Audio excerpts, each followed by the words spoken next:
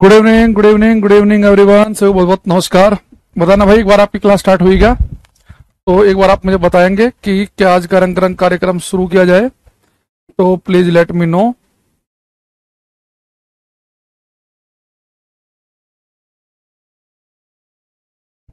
सभी को बहुत बहुत नमस्कार करते हुए, प्रणाम करते हुए आज की क्लास में करने वाला हूं शुरू।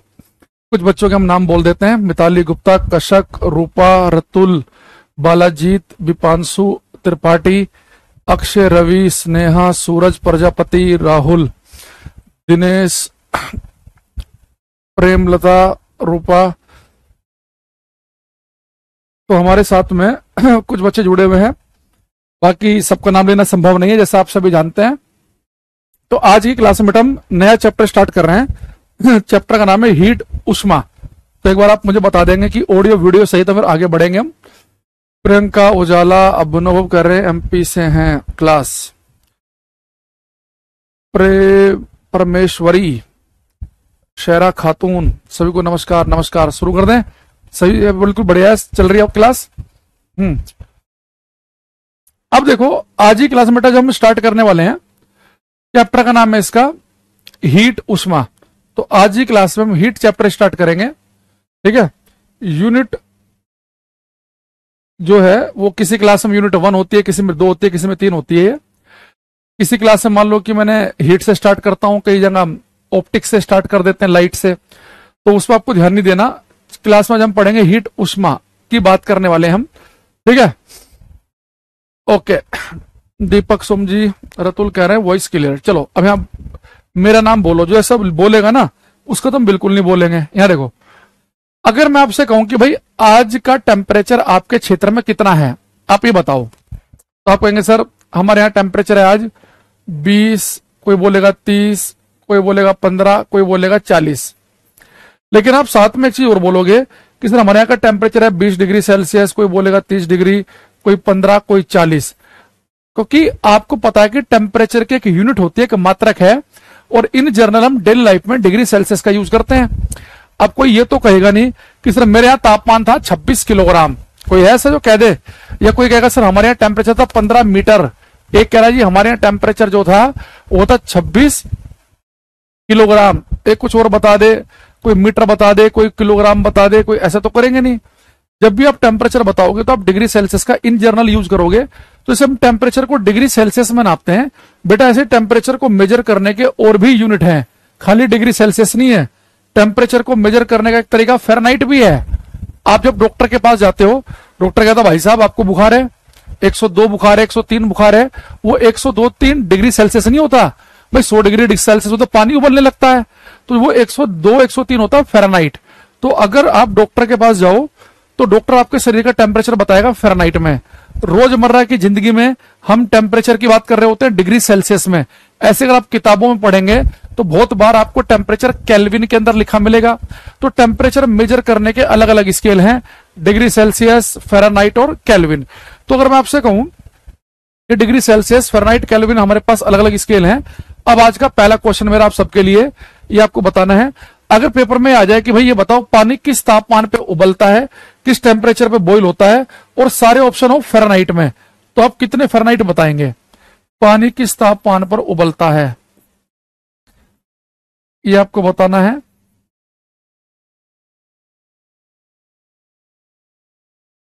ठीक है, यहां लिख रहा हूं मैं, फ्रीजिंग पॉइंट हिमांक। तो बताओ पानी किस तापमान पे उबलता है, कौन बताएगा? जो बच्चा लिख रहा है 299, 273, इन सबका एकदम बिल्कुल गलत है, और 100 वाले का तो बिल्कुल ही गलत। भाई एक चीज बताओ, पानी किस तापमान पे उबलता है? वो 100 होता है डिग्री सेल्सियस में। पानी उबलता है 100 डिग्री सेल्सियस पर, और जमता कितने पर है? 0 पर। तो मैंने डिग्री सेल्सियस तो पूछा ही नहीं, मैंने कहा कि सारे ऑप्शन फ़ारेनहाइट में है। पानी उबलता है, अगर पेपर में फ़ारेनहाइट में आ गया तो आपको टिक लगाना है 212 फ़ारेनहाइट पर, और जमता कितने पे है? 32 पे। ठीक है, तो पेपर में फ़ारेनहाइट वाला जरूर याद रखना है। जैसे मैं एक दो बच्चों ने बताना शुरू भी कर दिया है, शांतनु ने, आशीष यादव ने।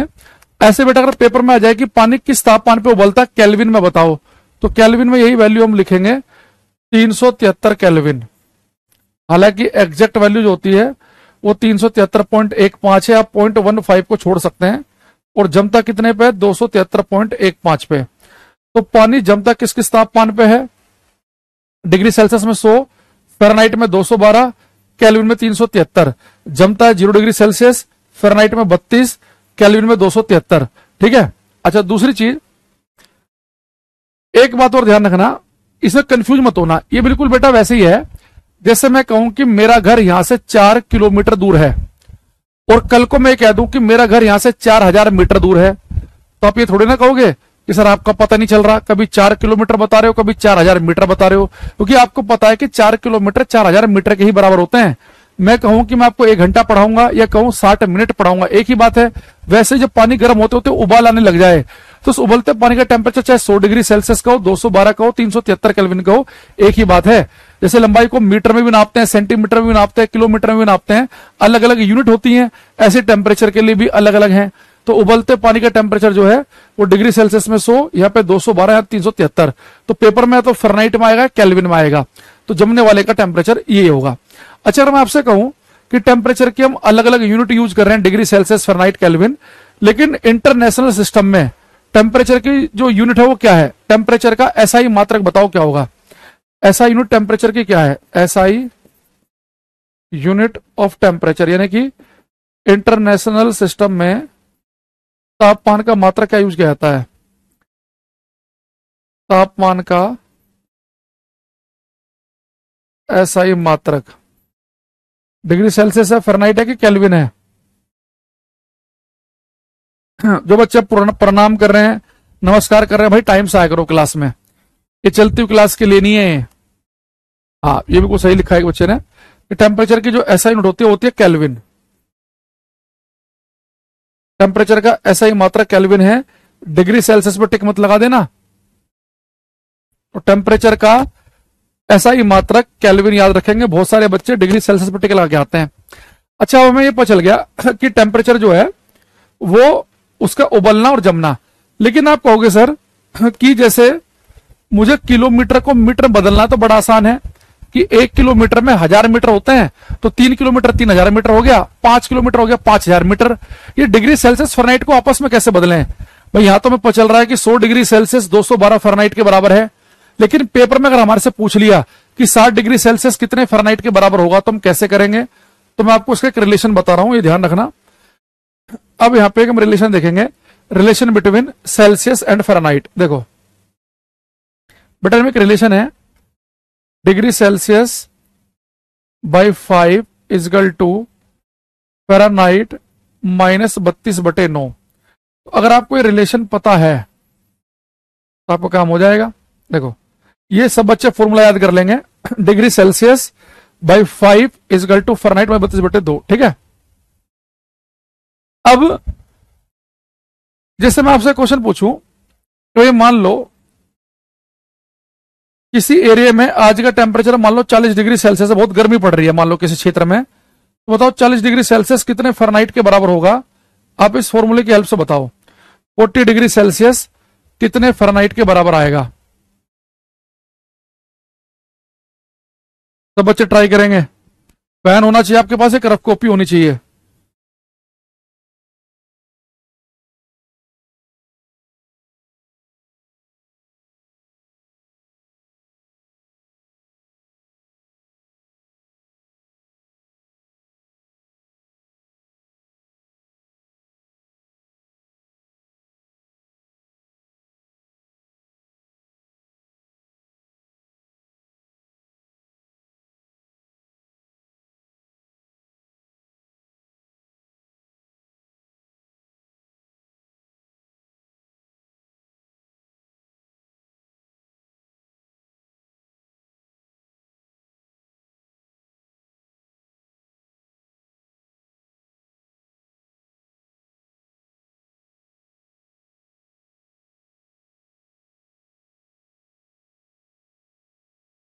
जितने बच्चों ने लिखा 104 उनका सही है, जो 40 लिख रहे हैं उनका महा गलत है। भाई आप इतनी कैलकुलेशन नहीं कर पा रहे। यहां देखो degree Celsius by 5 equal to Fahrenheit -32/9। तो डिग्री सेल्सियस कितना है 40, नीचे लिखा है 5, फ़ारेनहाइट हमें निकालना है -32/9।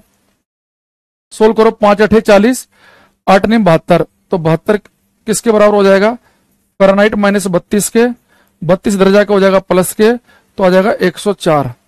तो यानी कि 40 डिग्री सेल्सियस कितने फ़ारेनहाइट के बराबर है, 104 के। तो अगर आज के बाद कभी डॉक्टर आपसे कह दे कि भाई साहब आपको 104 बुखार है, 104 फ़ारेनहाइट, तो आप ये भी समझ सकते हैं कि आज मेरा शरीर गर्म होते होते होते होते 40 डिग्री सेल्सियस पे पहुंच गया है। यानी 104 फ़ारेनहाइट जो है वो 40 डिग्री सेल्सियस के बराबर है। भाई 104 फ़ारेनहाइट बुखार बड़ा फेमस है, आपको पता है ना। तो 104 फ़ारेनहाइट किसके बराबर है, 40 डिग्री सेल्सियस के।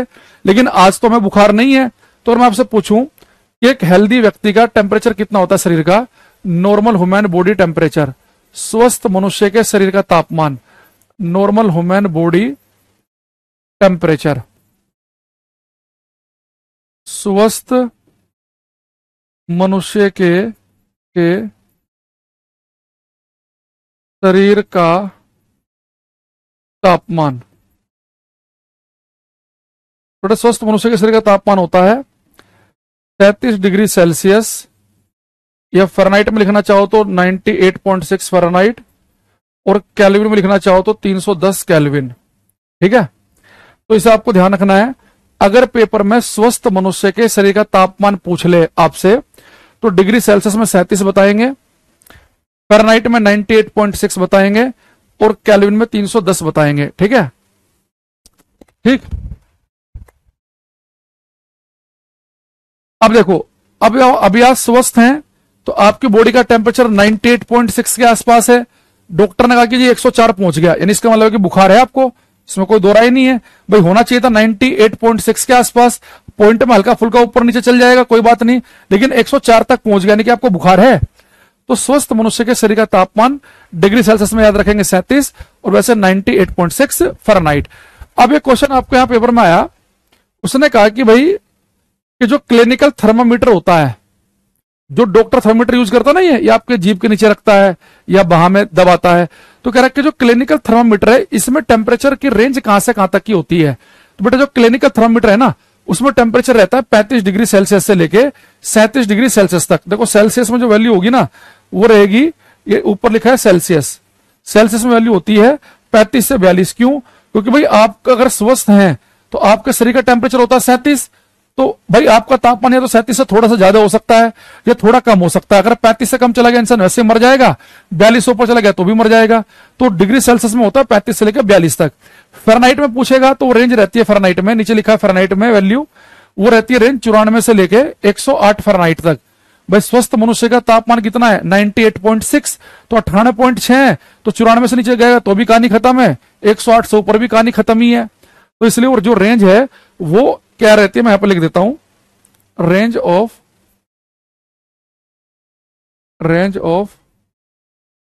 Clinical thermometer. बट जो क्लिनिकल थर्मामीटर है इसमें रेंज होती है 35 डिग्री सेल्सियस से 42 डिग्री सेल्सियस में, और फ़ारेनहाइट में होती है 94 फ़ारेनहाइट से 108 फ़ारेनहाइट तक। तो पेपर में डिग्री सेल्सियस में पूछा गया है, कल को फ़ारेनहाइट में भी पूछ सकता है। तो फ़ारेनहाइट में 94 से 108 है, और वहां पे 35 से 42 तक। ठीक है, अच्छा। अब जो मैं अगला क्वेश्चन आपसे पूछने वाला हूं, जो बच्चा आज क्लास में आ गया, इस क्वेश्चन का आंसर आप जरूर याद करके निकलना, आपका क्लास में आना सफल हो जाएगा अगर आपने इस क्वेश्चन को ढंग से याद कर लिया। अभी मैंने आपको डिग्री सेल्सियस फ़ारेनहाइट में रिलेशन बताया है, उम्मीद कर रहा हूं कि वो आपने लिख ही लिया होगा। ठीक है, अगर आपसे पूछा जाए कि बेटा एक एरिया का तापमान जो है वो -40 डिग्री सेल्सियस है, मान लो कि आप गए सियाचिन, वहां टेम्परेचर है -40 डिग्री सेल्सियस, तो बताओ यही टेम्परेचर फ़ारेनहाइट में कितना होगा। अगर किसी जगह का तापमान -40 डिग्री सेल्सियस है तो ये वैल्यू फ़ारेनहाइट में कितनी होगी, ये बताना आपको।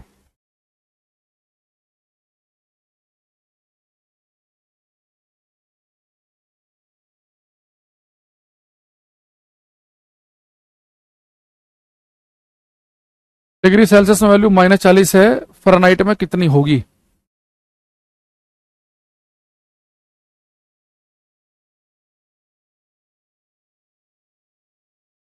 तो आप कहेंगे सर अभी रिलेशन आपने बताया था, अगर किसी बच्चे नहीं लिखा मैं दोबारा लिख देता हूं। डिग्री सेल्सियस और फ़ारेनहाइट में संबंध होता ही है, हालांकि आपको याद हो जाना चाहिए, इतनी बार लिख लिया हमने बोर्ड पे।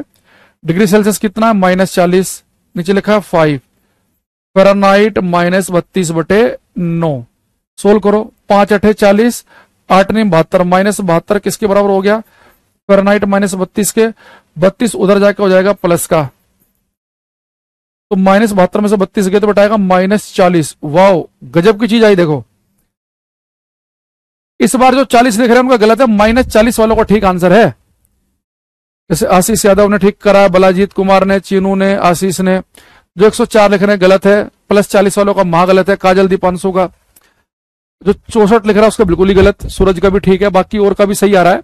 देखो अगर बेटा किसी जगह का तापमान -40 डिग्री सेल्सियस है, जब मैंने उसे फ़ारेनहाइट में कन्वर्ट किया वहां पे भी -40 ही आया। इसका मतलब यह है कि अगर किसी कमरे का तापमान -40 डिग्री सेल्सियस है और आपने थर्मोमीटर निकाला फ़ारेनहाइट वाला, वो दिखा रहा -40, और डिग्री सेल्सियस वाला निकाला वो भी -40 ही दिखा रहा है। -40 एकमात्र ऐसा तापमान है जहां डिग्री सेल्सियस और फ़ारेनहाइट दोनों जगह सेम ही वैल्यू है। -40 एकमात्र ऐसा तापमान है जब डिग्री सेल्सियस फ़ारेनहाइट में सेम वैल्यू आएगी।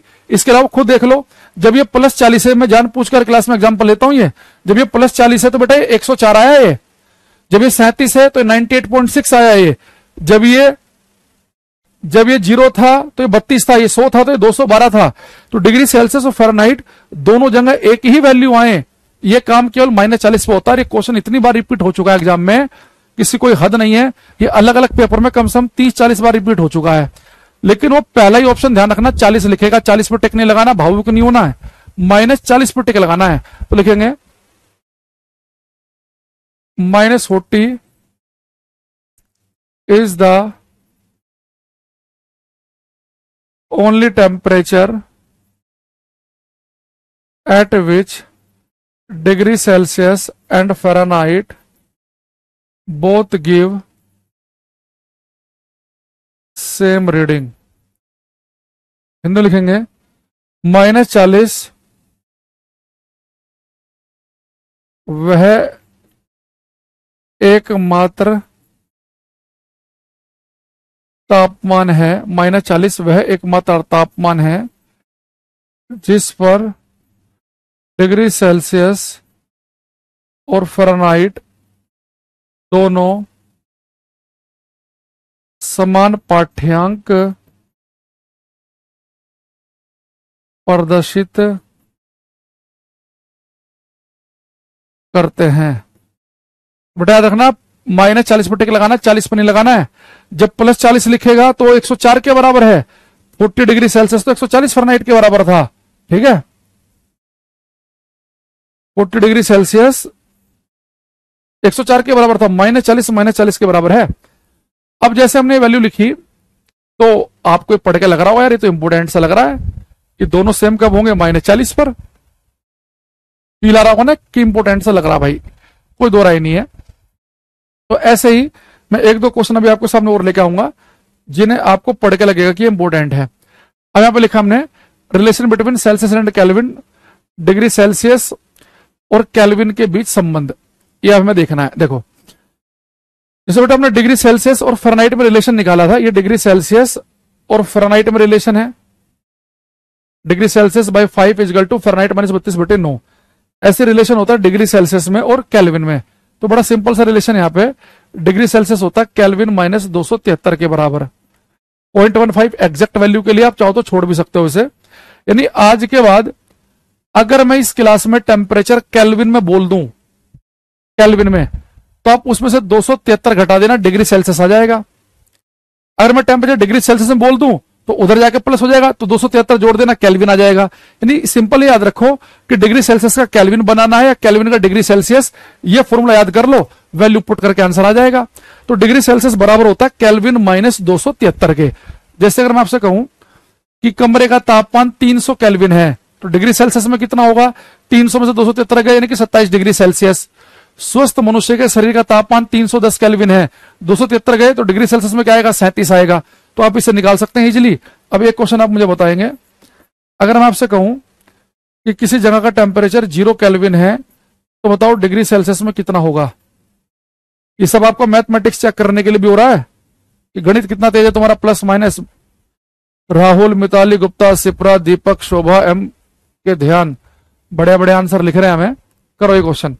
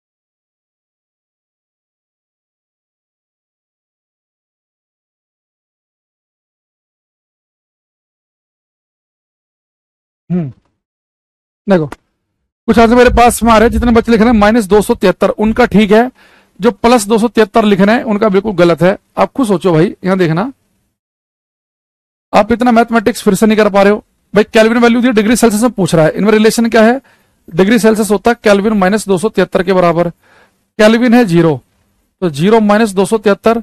अब 0 में से इतना बड़ा नंबर घटाएंगे तो माइनस में तो वैल्यू आएगी, यानी 0 केल्विन जो होता है -273 डिग्री सेल्सियस के बराबर है।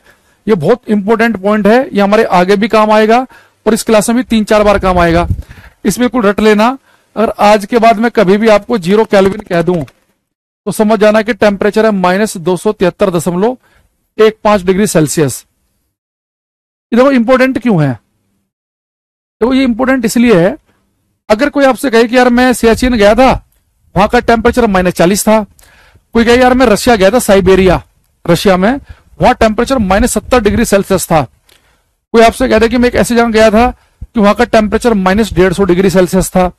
लेकिन एक दोस्त आपका सोच रहा है जब फेंक ही रहे तो लंबी लंबी फेंक देते हैं, उसने कहा मैं ऐसी जगह गया था जहां का टेम्परेचर -300 डिग्री सेल्सियस था। आप समझ जाओ कि झूठ बोल रहा है। क्यों? इस पूरे यूनिवर्स में, इस पूरे ब्रह्मांड में अगर सबसे कम टेम्परेचर कुछ हो सकता है, जो मिनिमम टेम्परेचर पॉसिबल है, वो है 0 केल्विन, यानी कि -273 डिग्री सेल्सियस। यानी कि टेम्परेचर कहीं का भी उस पूरे यूनिवर्स में, पूरे ब्रह्मांड में -273 डिग्री सेल्सियस से नीचे नहीं हो सकता, -275 भी नहीं हो सकता। 0 केल्विन से नीचे तापमान नहीं जाएगा, -1 केल्विन भी नहीं हो सकता। यानी कि लोवेस्ट जो टेम्परेचर हो सकता है वो 0 केल्विन है, यानी कि -273 डिग्री सेल्सियस। तो अगर आपसे कोई पूछे कि लोवेस्ट टेम्परेचर बताओ, केल्विन में पूछेगा तो 0 बताना है, डिग्री सेल्सियस से पूछेगा तो -273.15, यानी कि केल्विन में 0 से नीचे नहीं हो सकता और डिग्री सेल्सियस में -273 से नीचे नहीं हो सकता। तो यहां पे लिखेंगे हम lowest possible temperature, lowest possible temperature, न्यूनतम संभव तापमान। तो लोवेस्ट पॉसिबल टेम्परेचर जो है वो होता है 0 केल्विन, या डिग्री सेल्सियस में लिखना चाहो तो -273.15 डिग्री सेल्सियस। ये दोनों वैल्यू याद रखना, केल्विन में ज्यादा पूछता है। इसका मतलब क्या हुआ बेटा, अगर केल्विन में टेम्परेचर 0 केल्विन है, इसका मतलब है कि लोवेस्ट टेम्परेचर अगर 0 केल्विन है, यानी केल्विन में कभी भी वैल्यू माइनस में नहीं हो सकती। अगर कभी कोई लिख दे कि टेम्परेचर -5 केल्विन, -4 केल्विन के साथ माइनस देखते समझ जाओ कि संभव ही नहीं है ये, क्योंकि केल्विन जो है उसमें लोवेस्ट टेम्परेचर ही 0 केल्विन है। तो 0 केल्विन से नीचे तापमान संभव ही नहीं है। तो केल्विन में कभी माइनस नहीं आएगा। तो एक चीज लिख लेंगे इसमें हम, नेक्स्ट पेज पे लिख देता हूं मैं।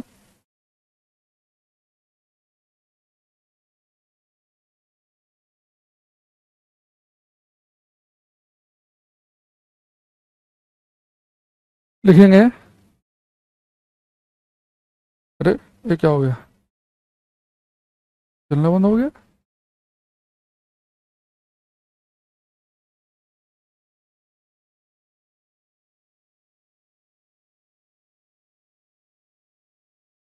तो बुरा मान गया भाई ये।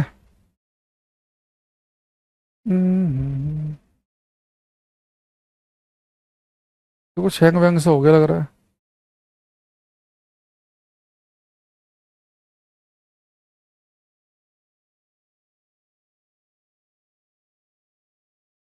दिक्कत ये है कि अगर हमने इसे कुछ बाहर निकल गया तो फिर आपकी फाइल सेव नहीं हो पाएगी, जो पढ़ा है ना, फिर आपको पीएनजी मिल नहीं पाएगी है।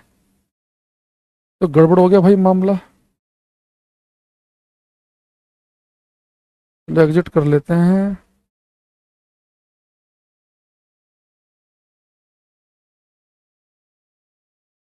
दोबारा करते हैं। ये थोड़ा सा बुरा मान गया लग रहा है। अब सही हो गया। यार वो फाइल जो थी पहले वाली, अब वो देख लेते हैं सेव हुई भी कि नहीं हुई है। वो सेव ही नहीं हुई भाई, ये तो गड़बड़ हो गई है। अब कैसे बात बनेगी।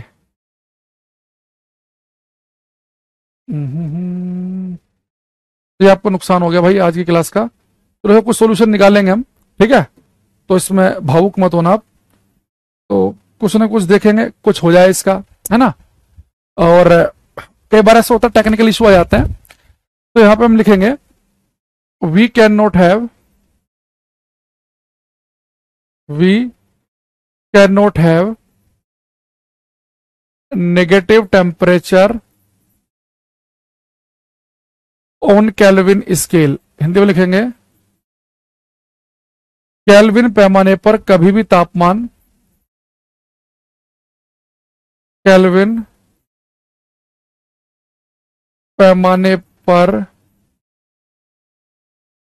कभी भी तापमान ऋणात्मक नहीं हो सकता है। यानी कि केल्विन के साथ में नेगेटिव नहीं आएगा कभी भी। तो केल्विन पैमाने पर कभी भी तापमान ऋणात्मक नहीं हो सकता है। तो अगर हम लिख लिए, बहुत बढ़िया, नोट्स तो बना रहे खुद से, बहुत सुंदर, ठीक है। तो केल्विन पैमाने पर कभी भी तापमान नेगेटिव नहीं हो सकता। अच्छा, मैंने आपको एक चीज लिखवाई थी, दोबारा लिखनी पड़ेगी मुझे, कि जो मिनिमम, जो लोवेस्ट पॉसिबल टेम्परेचर है, न्यूनतम संभव तापमान, लोवेस्ट पॉसिबल टेम्परेचर, न्यूनतम,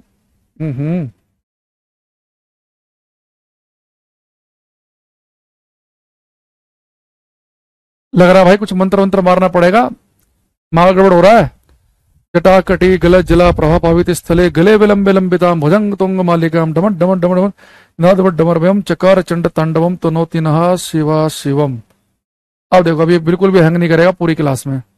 न्यूनतम संभव तापमान, तो मैंने आपको बताया था कि न्यूनतम संभव तापमान जो होता है 0 केल्विन, या डिग्री सेल्सियस में लिखेंगे हम -273.15 डिग्री सेल्सियस। अब ये सबसे लोवेस्ट टेम्परेचर है, केल्विन में से नीचे नहीं जाएगा तापमान, 0 से नीचे, और डिग्री सेल्सियस में -273 से नीचे नहीं जाएगा।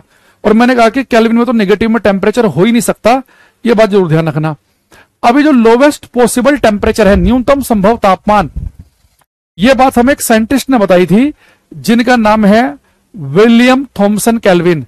ये एसएससी के एक पेपर में, सीजीएल के एग्जाम में, एक बार प्री के एग्जाम में रखा 2018 में, कि ये बताइए कि लोवेस्ट पॉसिबल टेम्परेचर, न्यूनतम संभव तापमान 0 केल्विन है। ये किसने बताया था, अपनी थ्योरी से किसने एक्सप्लेन किया था?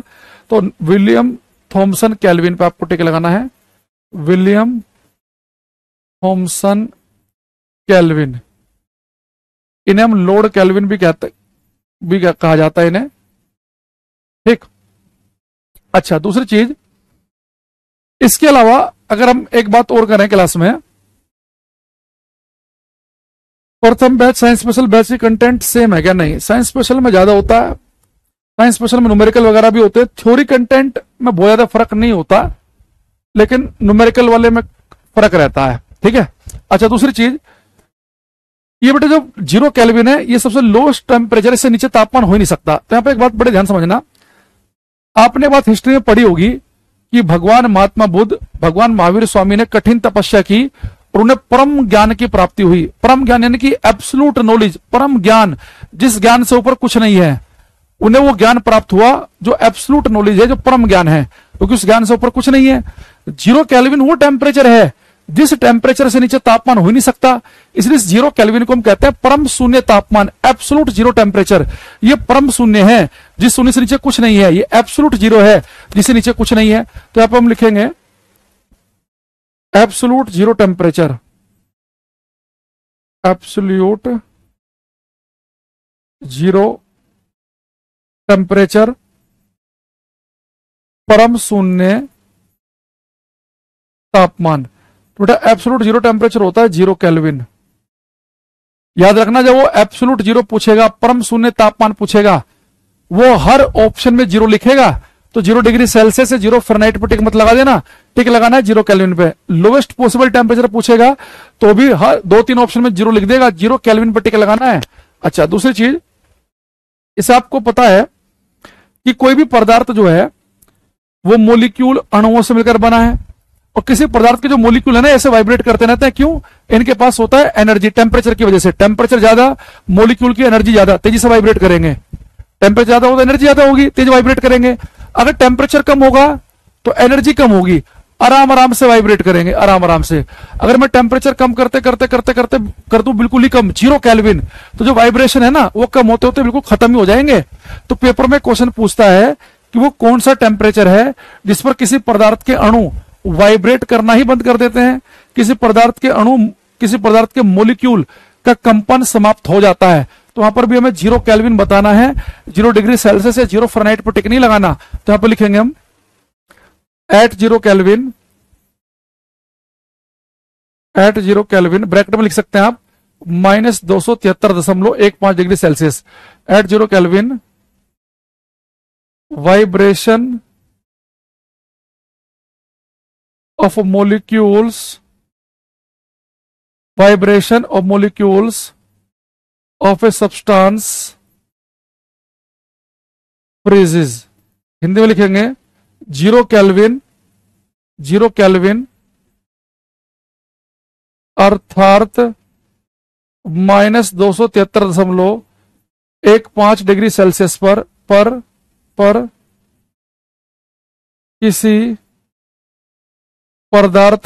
किसी पदार्थ के अणुओं के, किसी पदार्थ के अणुओं के कंपन रुक जाते हैं। 0 केल्विन पर किसी पदार्थ के अणु कंपन रुक जाते हैं। तो कितना बढ़िया 0 केल्विन, कितना गजब का चीज है। पेपर में 3-4 क्वेश्चन बन गए। सबसे कम तापमान कितना हो सकता है सर? 0 केल्विन।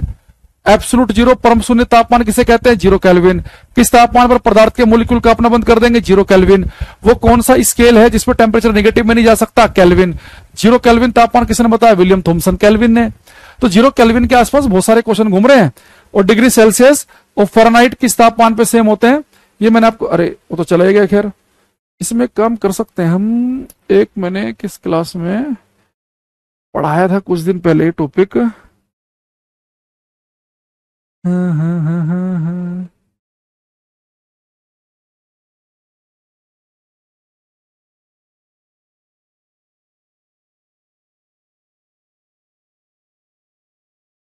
शायद हमने डिलीट ही ना कर दिया हो। इसमें अगर मिला तो मिला, देखते हैं इसमें कराया था क्या। इसमें नहीं है, इससे अगले वाले में होगा फिर।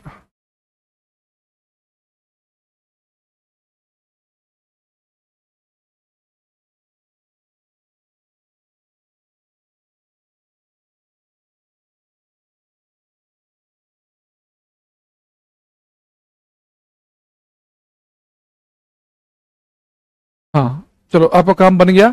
ये हमने एक क्लास में पढ़ाया था, तो इसमें आपको कुछ चीजें मिल जाएंगी। ये देखो तो बेटा, डिग्री स्वस्थ मनुष्य शरीर का तापमान होता है 37 डिग्री सेल्सियस 98.6 फ़ारेनहाइट, ठीक है। इसके अलावा -40 वह एकमात्र तापमान इसमें डिग्री सेल्सियस फ़ारेनहाइट समान पाठ्यांक प्रदर्शित करते हैं, ठीक है। ये ऐसे उस क्लास में मैं थोड़ा दूसरा बैच था, थोड़ा एक्स्ट्रा चीजें बता दी है कुछ।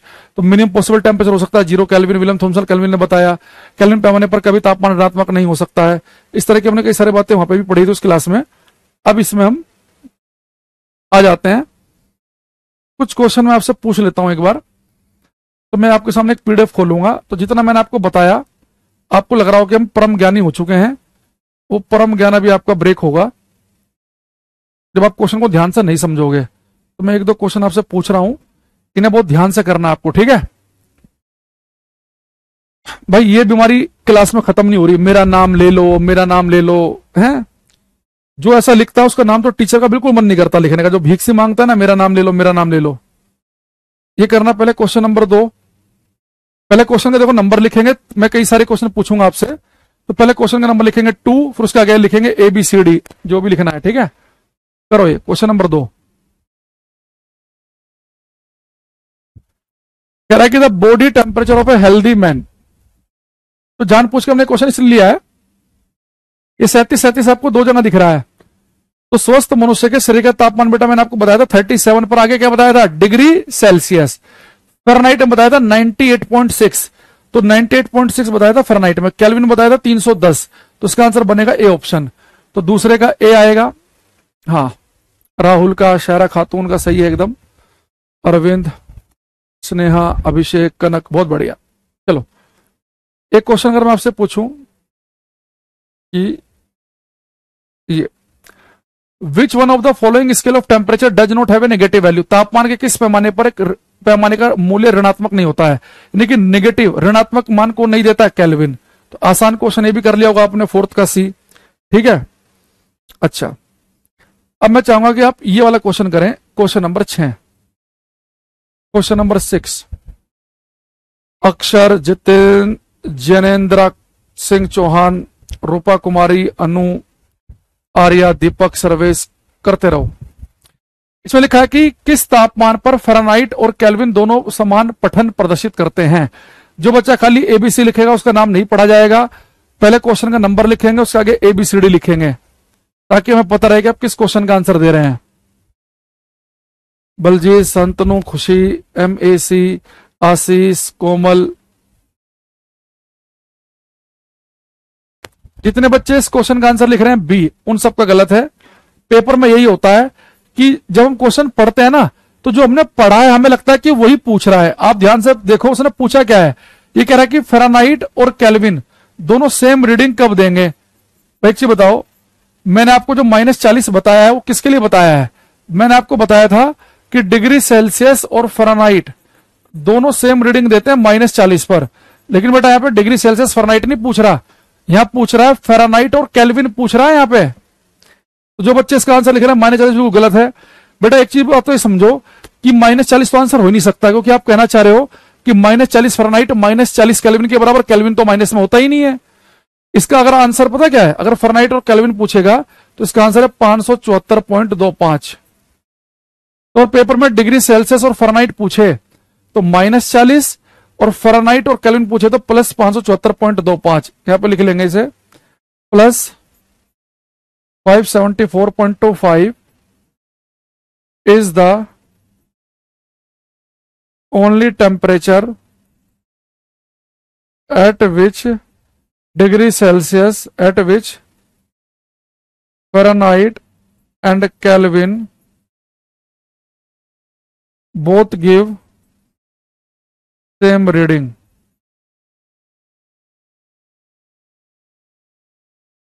प्लस 574.25 वह एकमात्र तापमान है जिस पर फ़ारेनहाइट और केल्विन समान पाठ्यांक प्रदर्शित करते हैं।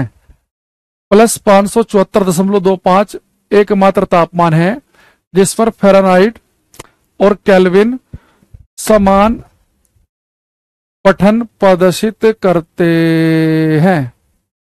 समझ रहे हैं बात को? अच्छा, ये क्वेश्चन अगर आ जाए, किस तापमान पर सेंटीग्रेड और फ़ारेनहाइट थर्मेटिक रीडिंग समान होती है, सेंटीग्रेड और फ़ारेनहाइट? इसका आंसर क्या बताया था आपको? -40। अच्छा, मान लो कि आप पेपर में कंफ्यूज हो जाओ कि भाई जो क्वेश्चन आया उसका आंसर -40 है कि +574.25 है, तो इसके लिए कंफ्यूज मत होना, इसे ध्यान समझना। अगर वो कह रहा है कि डिग्री सेल्सियस फ़ारेनहाइट के बराबर होंगे, तो आप ध्यान से समझना कि क्या डिग्री सेल्सियस माइनस में जा सकता है? जा सकता है। फ़ारेनहाइट भी माइनस में जा सकता है भाई, -40 डिग्री सेल्सियस -40 फ़ारेनहाइट के बराबर बताया था ना, यानी कि डिग्री सेल्सियस भी माइनस में जा सकता है, फ़ारेनहाइट भी, यानी कि आंसर है माइनस वाला। जो वो कहे कि फ़ारेनहाइट और केल्विन कब सेम होंगे, आपको पता केल्विन तो माइनस में जा ही नहीं सकता, यानी कि आंसर है प्लस वाला। यानी जब केल्विन वाला पूछेगा तो प्लस है, अगर केल्विन नहीं है तो फिर -40 वाला आंसर है। ये आपको ध्यान रखना है, ठीक है।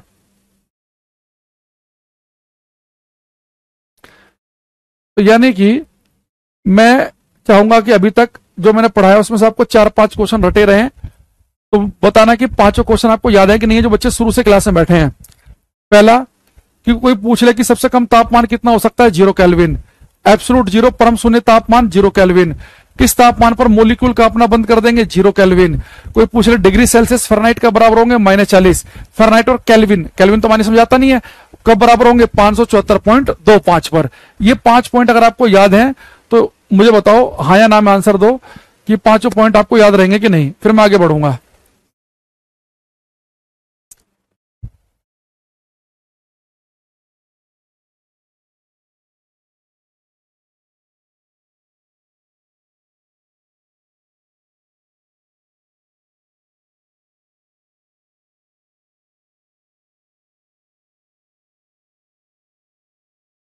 ओके ओके है, हाँ हाँ हाँ, अभिषेक मिश्रा, शेरा, राहुल, रतुल, जय, सुरभि,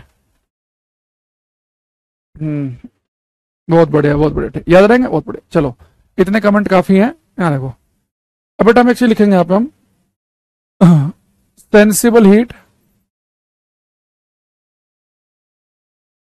एंड लेटेंट हीट,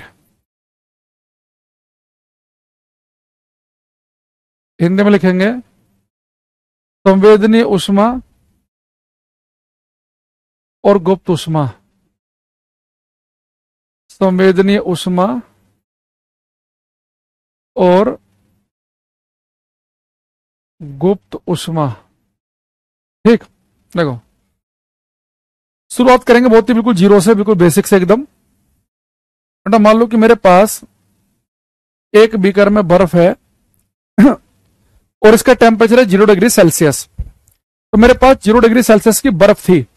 ध्यान समझना, क्वेश्चन पूछूंगा मैं, आप आंसर देते रहना, मैं कमेंट देखता रहूंगा। सबके नाम लिए जाए ऐसा कोई संभव नहीं है, तो इसलिए परेशान मत होना, ठीक है। मंगेश लोधी, यहां देखते रहो।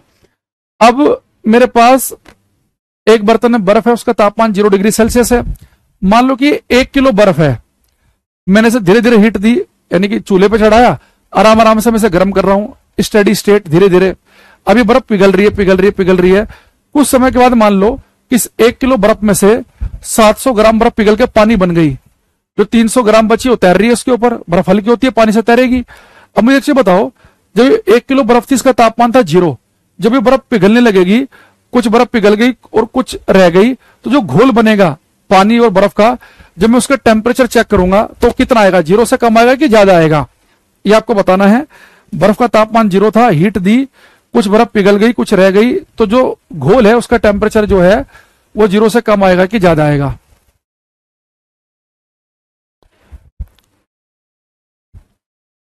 ये आपको बताना है।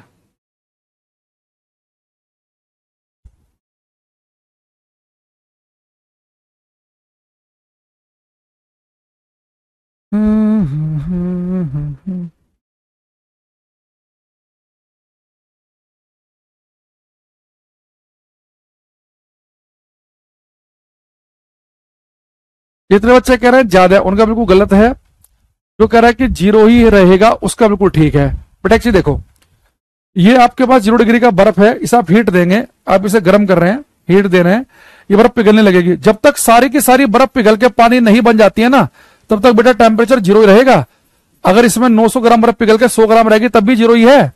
जब तक सारी की सारी बर्फ पिघल के पानी ना बन जाए तब तक तापमान रहता है 0। जब स्टेट बदल रही होती है ना, जैसे बर्फ से पानी की तरफ जा रहे हैं, तो स्टेट अवस्था परिवर्तन के दौरान जो स्टेट बदलती है, अवस्था बदलती है, बर्फ का पानी बनता है, इस दौरान टेम्परेचर में कोई चेंज नहीं आता। आप कहोगे सर ये बर्फ थी 0 डिग्री सेल्सियस पे, इसे हमने हीट दी, ये पिघल के पानी बन गई, यहां भी तापमान 0 है, यहां पे भी तापमान 0 था, यहां पे भी 0 था, तो जो आपने हीट दी वो गई कहां? बेटा जो मैंने यहाँ पे हीट दी ना, वो सारी की सारी हीट बर्फ को पानी में बदलने में खर्च हो गई है। आपको एक गलत फहमी है कि हीट देने से तापमान बढ़ता ही है, ऐसा नहीं है। हीट देने से टेम्परेचर बढ़ भी सकता है और नहीं भी बढ़ सकता। जब टेम्परेचर नहीं बढ़ेगा काम वहां पर भी होगा, लेकिन वहां पर काम होगा स्टेट बदलने का, अवस्था बदलने का, यानी कि जैसे हम बर्फ से पानी बन गया, यानी या तो हीट टेम्परेचर को बढ़ाएगी या हीट स्टेट चेंज करेगी। हीट के दो काम है। तो यहां पे जो आपने हीट दी, जो बर्फ का पानी बना रही है, उसे हम बोलते हैं लेटेंट हीट ऑफ फ्यूजन। इसे हम कहते हैं latent heat of fusion, LHF इसका नाम है, लेटेंट हीट ऑफ फ्यूजन या लेटेंट हीट ऑफ मेल्टिंग। इसे हम कहते हैं संलयन या गलन की गुप्त उष्मा, यानी कि नाम से समझाओ इसके कि वो गुप्त उष्मा जो बर्फ को पानी में गला दे, जो बर्फ को पानी में गला दे, जो मेल्ट कर दे, उसे हम कहेंगे लेटेंट हीट ऑफ मेल्टिंग, गलन की गुप्त उष्मा या लेटेंट हीट ऑफ फ्यूजन। तो गलन की गुप्त उष्मा वो उष्मा है जो बर्फ को पानी में गला देती है, तो बर्फ को पानी में गलाने वाली कहलाएगी लेटेंट हीट ऑफ फ्यूजन या लेटेंट हीट ऑफ मेल्टिंग, गलन या संलयन की गुप्त उष्मा। ठीक। दूसरी चीज, ऐसे अगर मेरे पास मान लो पानी है और इस पानी का टेम्परेचर है 100 डिग्री सेल्सियस, ये पानी उबल रहा है। मान लो अपने घर में आप पानी गर्म कर रहे थे, पानी उबल रहा है। अगर बेटा एक बार पानी उबलने लग जाए ना, अगर पानी में उबाल आ गए, खद्दे आ गए, मानो पानी उबल रहा है 100 डिग्री पर, अब से आप हीट दे रहे हो, अब से जितने भी हीट दोगे ना, अब तापमान नहीं बढ़ता। जब पानी उबलने लगे, कोई भी लिक्विड जब उबलने लगे, फिर उसके बाद उसका टेम्परेचर नहीं बढ़ता। अब जो भी हीट आप उसे देंगे, वो उबलता हुआ लिक्विड हीट को लेगा और भाप बन के उड़ जाएगा। आपने घर में देखा होगा अपने कि आपने अपने घर में एक पतीले में पानी रखा, पानी गर्म हो रहा है, उसमें उबाल आ गया, आपने गैस बंद करना भूल गए, कुछ देर के बाद भिगोने में पानी इतने से इतना रह जाता है। जब उबाल आने के एक मिनट एक सेकंड,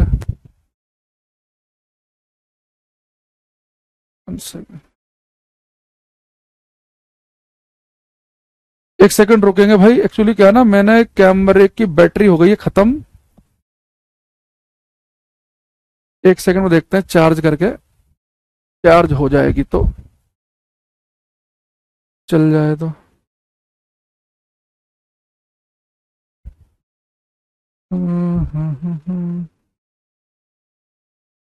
एक्चुअली क्या हुआ कि मैंने क्लास स्टार्ट कर दी, इससे पहले ही पढ़ा रहा था मैं, और कैमरा जो है वो चार्जिंग वाला पॉइंट दबाना भूल गया मैं। चलो खैर, ये शायद चल गया, बिल्कुल बंद हो गया था। साथ दे जाए, चाहे हमारा 5-7 मिनट की बात है। तो बेटा अगर एक बार पानी उबलने लग जाए, उसके बाद उसे कितना भी हीट दो, अगर पानी ने एक बार उबलना शुरू कर दिया, उसे जो भी हीट देंगे, उस हीट को लेकर पानी भाप बन के उड़ता रहेगा। उस हीट को लेके पानी जो है वो भाप बन के उड़ेगा। ठीक। यानी कि जब तक सारे के सारे पानी की भाप ना बन जाए, तो टेम्परेचर कितना रहता है? 100। यानी यहां भी स्टेट बदल रही है, पानी का भाप बन रहा है। यहां स्टेट बदल रही थी, बर्फ से पानी बन रहा था। यानी कि जब भी स्टेट बदलती है, टेम्परेचर नहीं बदलते।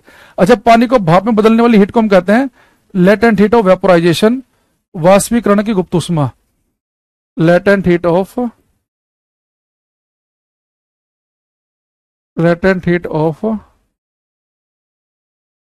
वेपोराइजेशन, वाष्पीकरण की गुप्त उष्मा। यानी कि वो गुप्त उष्मा जो पानी को वाष्प में बदल दे, वाष्पीकरण की गुप्त उष्मा कहलाएगी लेटेंट हीट ऑफ वेपोराइजेशन, वाष्पीकरण की गुप्त उष्मा। ठीक है। अभी आप एक चीज लिख लेंगे, पहले हिंदी वाले लिख लो। अवस्था परिवर्तन के दौरान तापमान स्थिर रहता है। अवस्था परिवर्तन के दौरान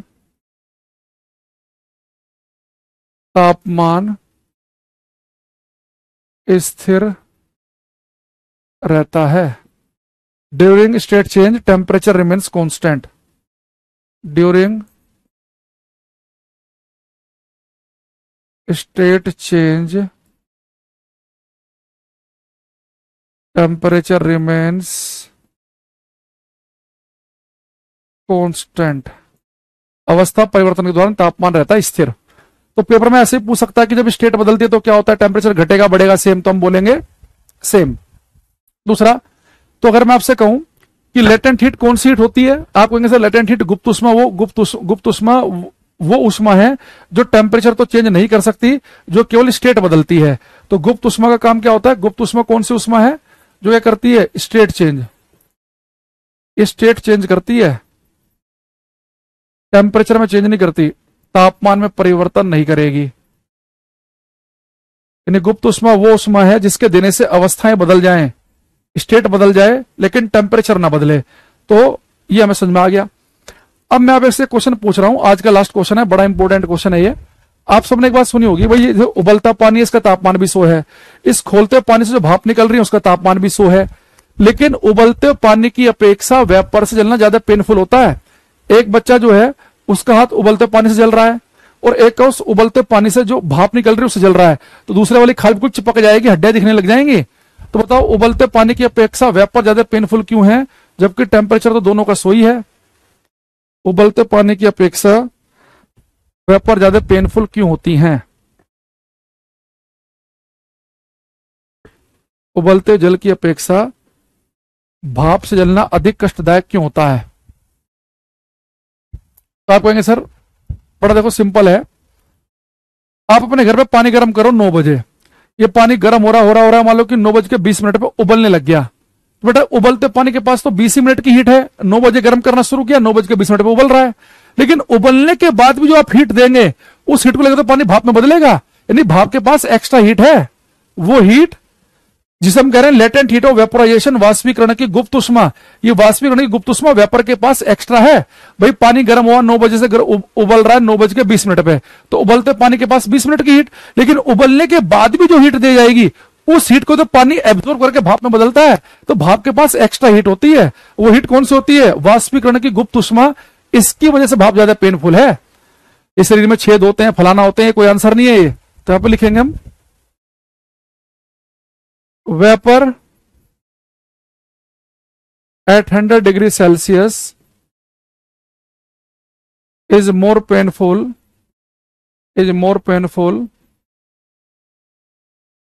than boiling water because vapor contains extra latent heat of vaporisation. Hindi में लिखेंगे उबलते हुए जल की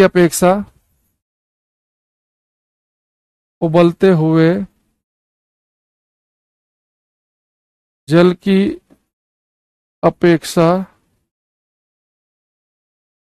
वाष्प से जलना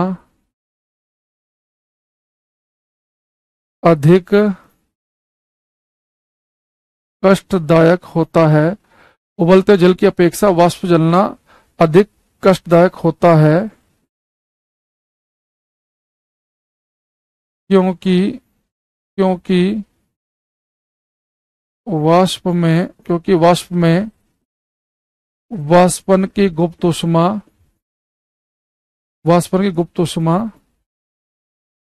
अतिरिक्त होती है। ठीक है, ये लिख लेना।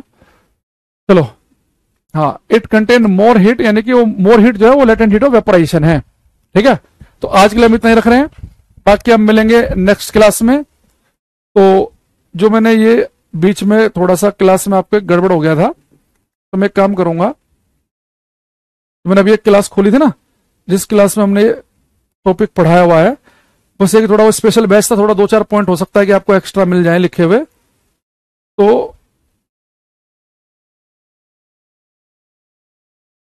वो वाली पीएनजी हम ऐड करवा देंगे आपकी क्लास में। ठीक है,